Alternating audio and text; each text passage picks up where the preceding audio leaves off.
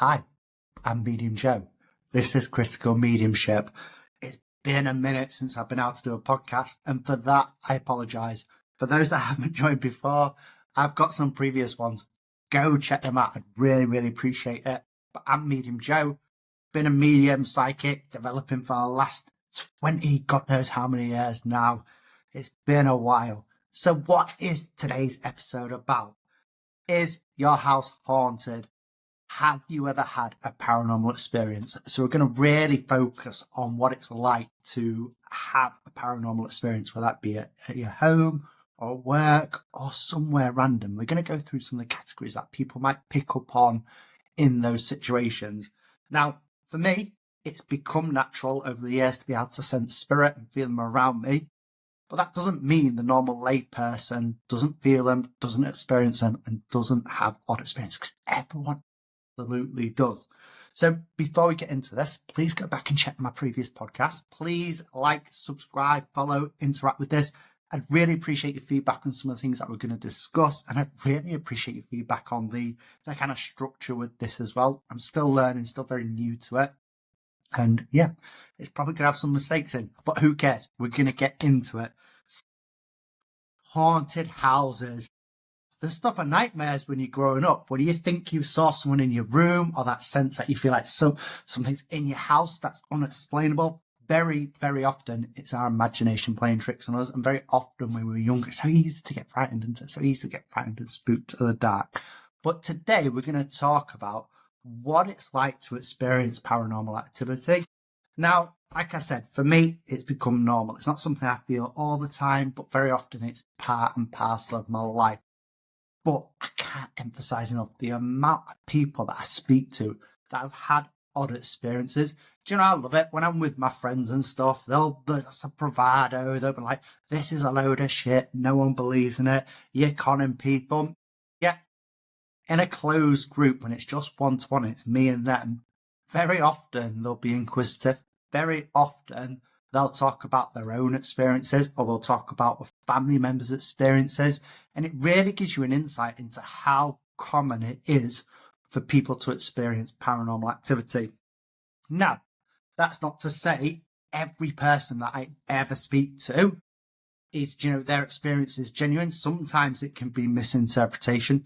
Sometimes, and this is one of the reasons why I don't go out and investigate hauntings, sometimes people don't want to find out that it's not real. They're more content with this idea that it is paranormal in nature.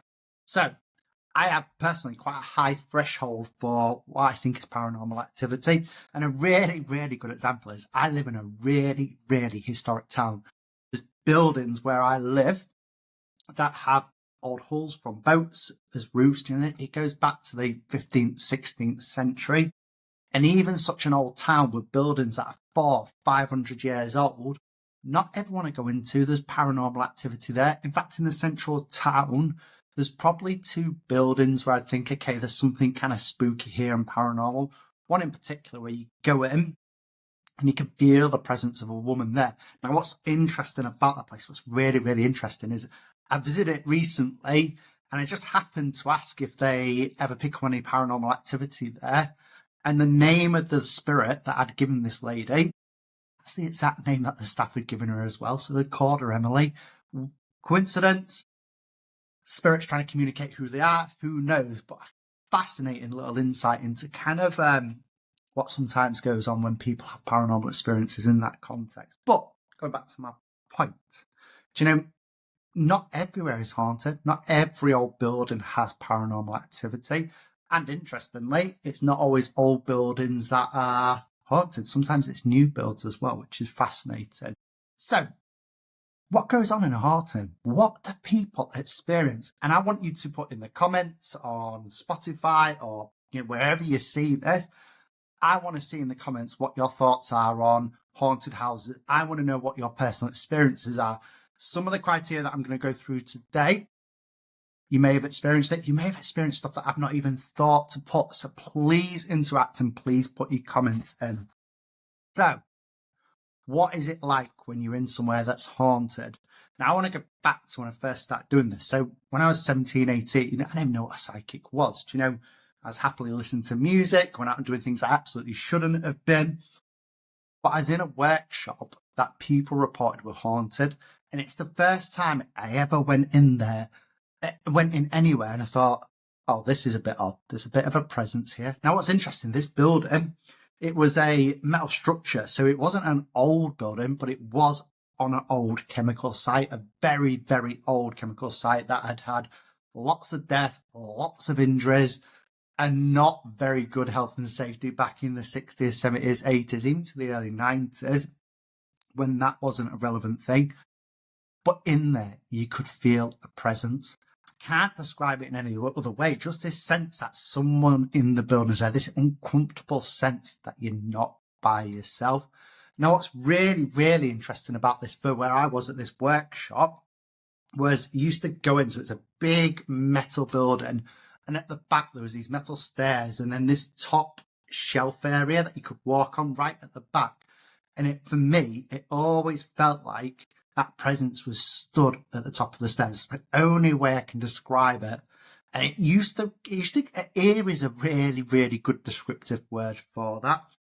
But very often that's what people might sense in this house. In this sense that someone's just watching you, or there's this presence behind you. Certainly when I'm about to do an event or things like that, very often throughout the day, I look behind me because I feel like someone's following me, and it was almost that sense. Now, I didn't know that was ghost at the time. I didn't know that was a spirit. I didn't even know what that was. All I knew, this building was freaky. It was a bit weird. And the old guy that I used to work with, God rest his soul, Fred, used to say, this place is haunted. And sometimes I'd hear him talking away to him, and he used to say, don't you worry about him. He's not here to hurt you, blah, blah, blah, blah. I think this guy's absolutely bonkers. But this sense of this presence, people often have that sensation. Very often people will discard it or think, actually, do you know, that's just my imagination. I'm just making it up. But very often that's the first sense of this idea that spirit are around us and we're feeling them with us. So I want to know in the comments, have you ever been in that kind of environment? Have you ever been at home where you've just thought, do you know what, I just don't feel like I'm alone? Sometimes it might be that you've got a loved one around you, and that's kind of separate to what we want to talk about. Takes one to talk about hauntings, but sometimes you can pick up on the essence of what that energy is trying to convey. Sometimes you might feel a bit awkward and a bit eerie. Other times you might feel this sense of protection and love. And very often that's spirits, that's loved ones around us, or someone watching over us. Going back to my workshop analogy, it just felt an uncomfortable feeling. It didn't feel necessarily negative. It's hard to kind of reflect on that because at the time I didn't really know much about it. All I knew that it just felt odd. Looking back, was it scary? Was it something negative or evil? Oh, I don't know if it was. I just know there was that presence there. So yeah, how often have you experienced that? You've been in your bedroom at home, or you've been at home or in a building at work. Again, there's a place of working in Scunthorpe where I go do events where you walk in and that same essence of this presence, this male figure that you can pick up on. And interesting, it's not just me that picks up on it, it's other people that pick up on it as well. Now, why is he there? Well, there was a disaster back in the 70s that a lot of people were killed just down the road, and the building for where he is was the management building for that site. I suspect his energies remain from there for whatever reason. I'm not sure, but I think that's why he links to that building. But certainly people report feeling the sense of being watched, this presence, this idea that they're just not alone, this uncomfortableness. Now, that uncomfortableness, is it negativity, or is it this sense that just knowing that we're not alone? It's an interesting thought. And again, I'd like to know your comments on that. Certainly for me, it's just this idea that we're not alone. I don't think that uncomfortableness is negative in nature or macabre in nature. I just think it's their way of letting us know that they're around us. How interesting. I'd really, really be keen to know from you guys what your experiences of that, when you've had that. I've just done a little TikTok video actually, and interestingly fits into this. Do you know this idea that sometimes when you're in a car, have you ever had that sensation where you kind of think, someone sat in the back of the vehicle? I get that all the time. It's the oddest feeling. When I've been doing events and things like that, and I'm driving home late at night during the middle of the winter, maybe like 10 at night, and this sense I can feel someone in the car and I'm tired and I just this squirmy feeling. Sometimes I have to ring family and have a chat with them because I just feel that uncomfortable. But have you ever experienced anything like that as well? Do you know, it just doesn't tie to the home environment. Like I say, it can be work, it can be a public building, even in your car as well. So real interesting and real creepy stuff going on there, but let me know your thoughts on that. I don't know if you've noticed, you can probably play this back, but during this you can feel me squirming a little bit. So very often people get chills as well. So for me personally, just me personally, it's almost like that phrase, you feel like someone's walking over your grave, and I almost get a shiver down my spine.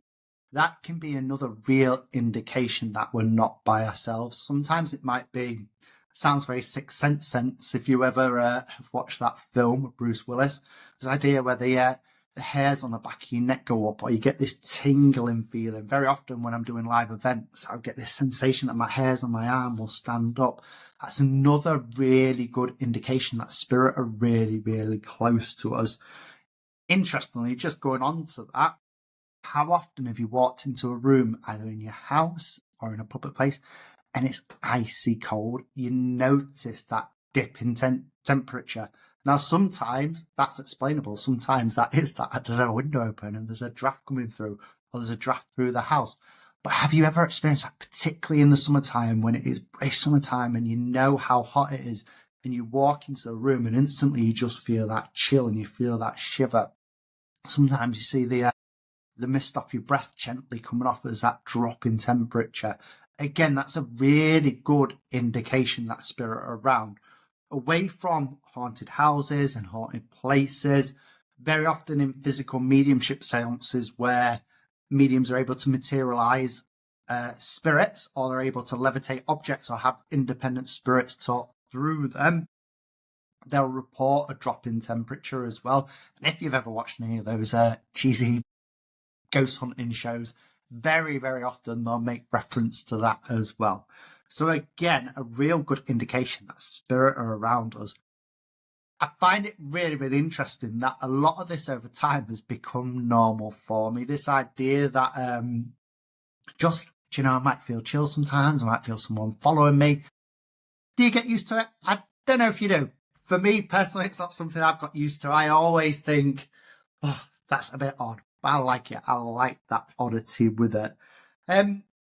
I just want to jump ahead a little bit and talk about an experience I had. So one of the other things that people might experience is sounds and knocking. I'm going to tell you two examples of this that I've experienced at home. But I want to know, have you ever heard rapping in your house? Have you ever heard knocking? Rarer in nature, absolutely rare in nature, but sometimes people experience that, this knocking on the wall, or this rapping, or this sense that objects move. So I'm going to actually tell you 4 stories, if that's okay. We're going to talk about a time that I went to Bert and Agnes Hall and we had knocking on a table. I'm also going to tell you about a pizza box as well. And I'm also going to tell you about my phone and my kettle, because I'd be really, really interested to hear. If you've got some explanations for these from a skeptical point of view, I want to hear them, because at the beginning, when I said not everything is paranormal, it's easy to make assumptions that something is paranormal in nature rather than it being a natural explanation. It's really, really important that we keep that critical thought process.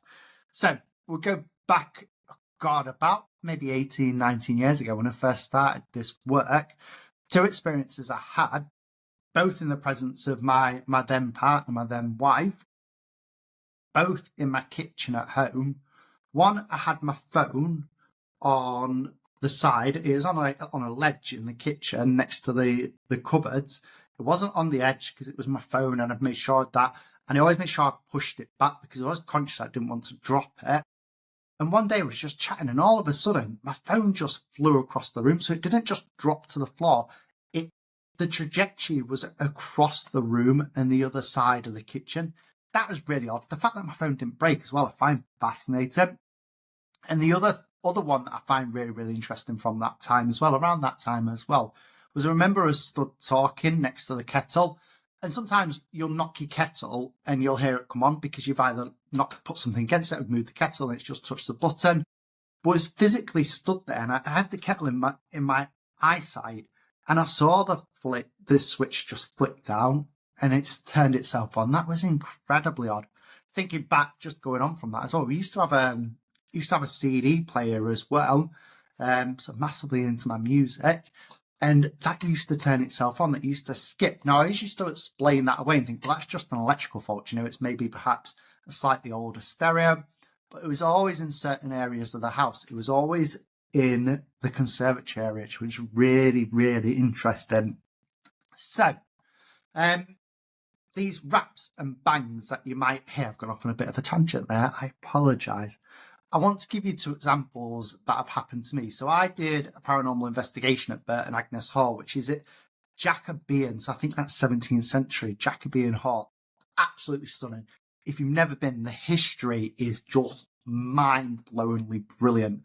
I assume they've still got this 800-year-old table in the hall, which is just fascinating. But when we did this investigation, one of the first times I've ever done one and publicly done one as well, we was doing table tipping, where you get a table, and the table, you have to place your hands on it, and you ask spirits to communicate through you. Now, the skeptic in me very often will think, well, people can just move the table, and I am always cautious of this. But there was this small table, probably no bigger than that, and I think there was 3, maybe 4 of us on the table. In fact, there was a rugby player, there was his partner, there was another one of the guys doing the event with us who went off, and then there was me. And we got this young boy through. Now, what's interesting, and he was tapping on the table, so we was able to ask questions, and we had 1 rap for no and 2 raps for yes. Honestly, when that first happened, I mean, I'd never seen anything like it. I was thinking, what the hell is this? To the extent I had to go, I think his name was Andy, to come back, and he kind of helped bring through some more evidence with that. Now, it wasn't the table clicking or rocking. It wasn't anything on the table that was loose. These were physical raps and responses to questions that we were getting. Now, I've only ever seen that once on a table. I've never seen anything like it since. Just mind-blowing.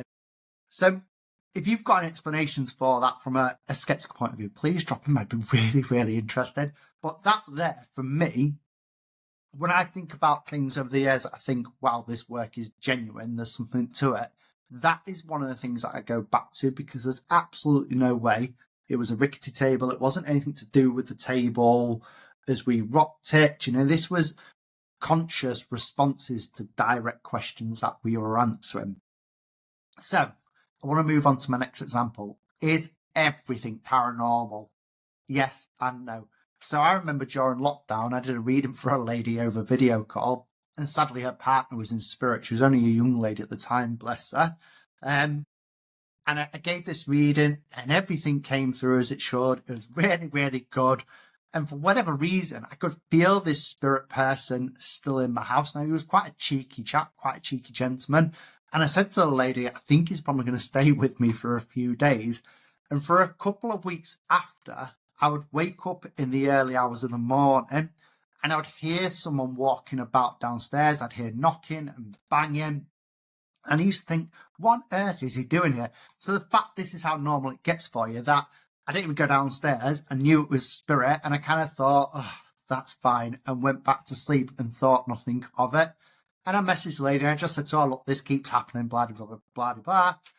And it kind of died off over a few weeks. So it kind of stopped happening. About a month or so later, maybe a couple months later, I woke up and I heard the same banging again. I thought, what on earth is he doing back here? Why is he lingering around my house? What does he want? Anyway, did the same thing. Just thought, well, it don't matter. It is what it is. He'll go when he'll go when he needs to go. Get up in the morning, open my kitchen door, and there's a pizza box on the floor. And the leftover pizza I had, that is all over the floor with bite marks in it. And I looked to my window, and I noticed that my window is ajar. So I suspect that was a cat that was in my kitchen. But that's a really, really good example of A, where spirits might come through and make noise in your house. And B, sometimes it can be explained away by some naturally occurring phenomena. Can you imagine, I don't know, I'd be interested to know what your thoughts are, waking up at that time in the morning and hearing someone walking here and banging in your house. Yeah. For me, it's just something that happens occasionally. Not very often, but sometimes it does. Okay, so we spoke about this idea about this sense about sort of presence there, this sense about feeling watched. Sometimes we might get these chills. Other times as well, spirits might make noises and knock things. They might move things as well. So we've mentioned about things physically moving in the context of either being pushed across the room, but people also experience odd things happening where they place things down, they move away and go back to find it, and it's disappeared. Now, I'm of a certain age now where I regularly forget things, and lots of people do, and it's easily explained away. What's not so easily explained away is when this continues to recur over a certain period of time. And what's even odder and even stranger is when you find those same items in a completely different part of the house, in a completely different random place. Now, luckily, touch wood, that's not something that I've necessarily experienced. But for some people, it can be a common occurrence, and for some people, it can be incredibly frustrating to experience. So again, I'd be really interested to know if that's something that you've experienced.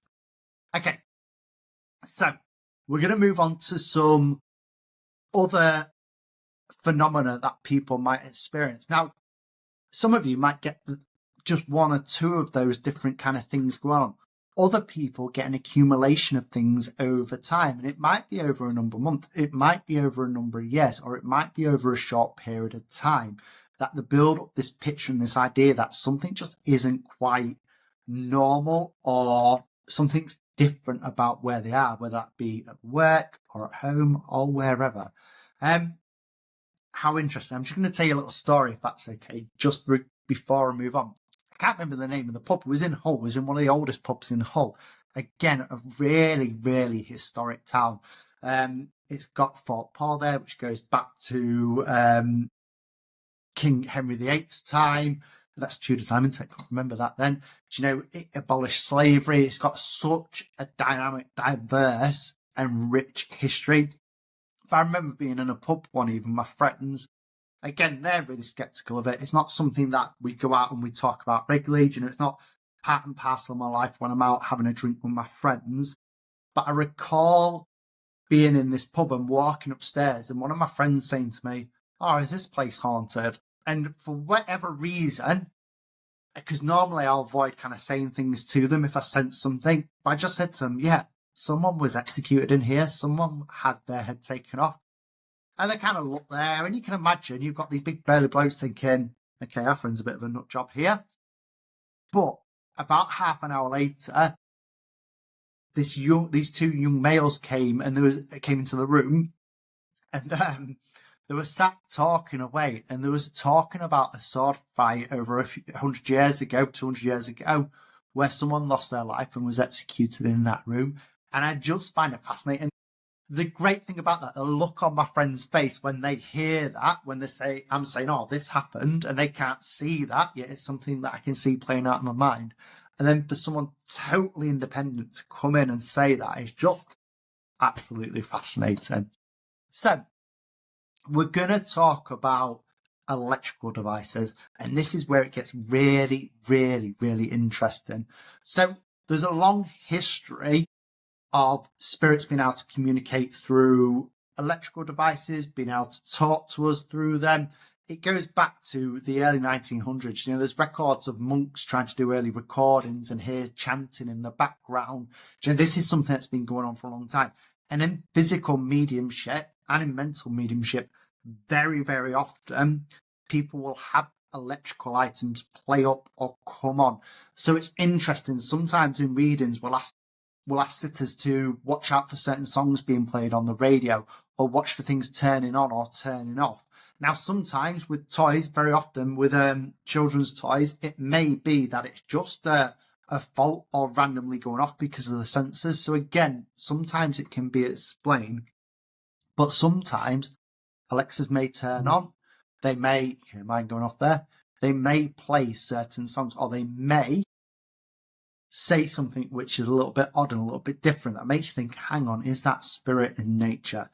I absolutely implore you, if you've got an interest in that area of spirit communication and phenomena, go away and check out electronic voice phenomena. Go away and check out trans communication, because there is such a wealth of knowledge from telephone calls through faxes, through TVs, all these different phenomena that people experience and witness. I'll talk about a story from my early development.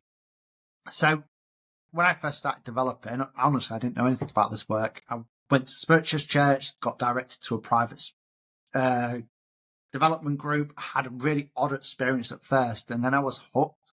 But I used to go with this lovely lady called Helen and her husband Tony, and sometimes their daughter Katie would join us. And we were doing an event one evening where we were scrying, so we was practicing different forms of spirit communication. And that might be looking into a candle, that might be looking into a mirror with water running down, or looking into a water bowl. And I've got a very, very long story short. Before we ever did our sessions on a Friday night, they'd unplug the phone. So it was back when we had landlines more commonly. And they'd unplug the phone to stop people ringing us. And my mentor, the lady that was developing me, Helen, was doing this scrying experiment. And she was looking in this mirror, I'll never forget it. And she was saying, I've got this really odd sensation. Half my face is gone. I feel like I've got this illness. I think she was referencing the plague or something like that. And she just said to me, keep getting the name George really, really strong. And it got quite intense in the room. The energy got quite intense in the room to the extent that we had to close the experiment down. Now, in the years I have done mediumship, I have never sat in a room that felt so full of spirit after I did when we did that. That was the oddest thing ever. It was such a strange experience. However, when we plugged the phone back in, instantly it rang.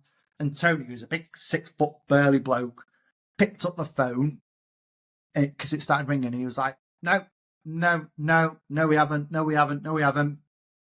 And he said, I'm sorry, I'm going to end the call, and put the phone down. And he went to walk away, kind of had the blood drain from his face, and the phone started ringing again. And he picked it up and he was like, no, we haven't. I promise you, we haven't been ringing you. We haven't.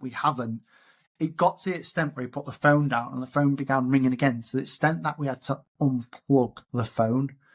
And he looked around, he had shivers when I think about it now.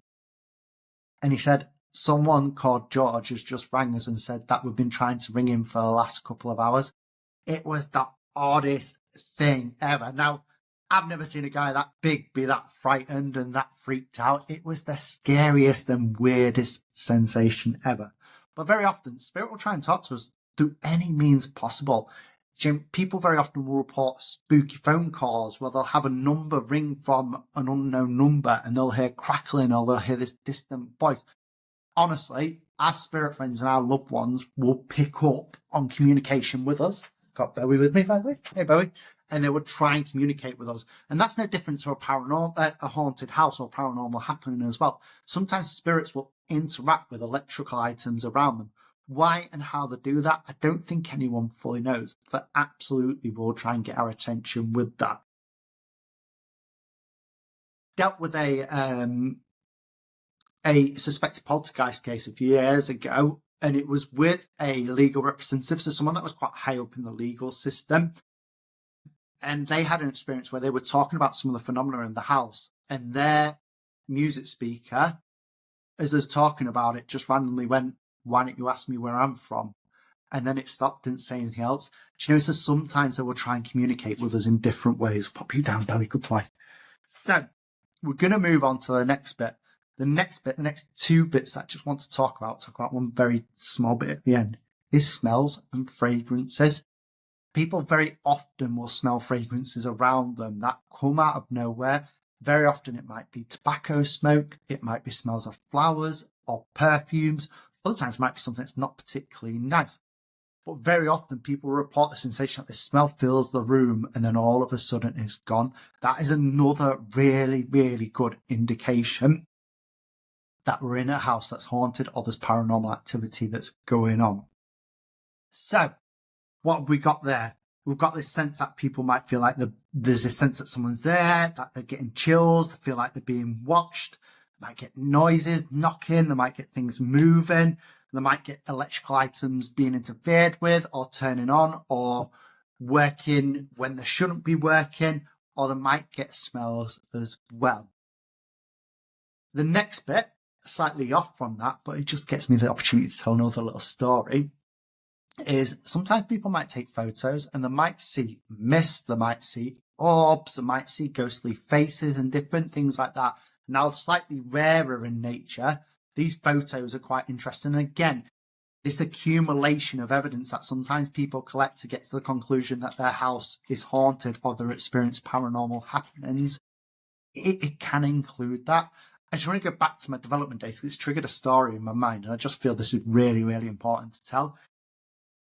And I can't get one. If I could get hold of one, I absolutely would. But you used to be able to get hold of these aura photos. So take Polaroid pictures where you put your hands on these magnetic things and you'd take a photo of you and then print, and you'd show your aura around you. And then people would give aura readings depending on what the colours are around them. Absolutely fascinating. I used to love them. But Helen, bless her, the lady that worked with us, she had a guide. I can't remember his name now. I think it's Whitefeather or something like that, an American Indian guide. She had her aura photo taken, and in the photo you can see her guide, you can see the impression of his face there, and you can see him laughing. And when she asked him why he did that, he said that the American Indians used to believe that cameras would take your soul. So he's almost like laughing as he come through with that. Honestly, this photo, just this eerie white, not what eerie, just this ghostly face next to her. Absolutely fascinating. So, thank you for listening to me ramble on. I hope you've enjoyed that. I hope that's given you an insight into paranormal hauntings and all those different kind of spooky things. Perhaps you're starting to think, hang on, I'm experiencing some of these things as well. But I want to know, have you experienced at home, your workplace, in your car, when you've been in a public building? I really, really want to know what your experiences are as my camera starts to play up. So I'm going to leave that with you. God bless. I'm going to do more of these. I absolutely promise. Have an amazing evening. Have an amazing day. God bless. Much love. Medium Joe.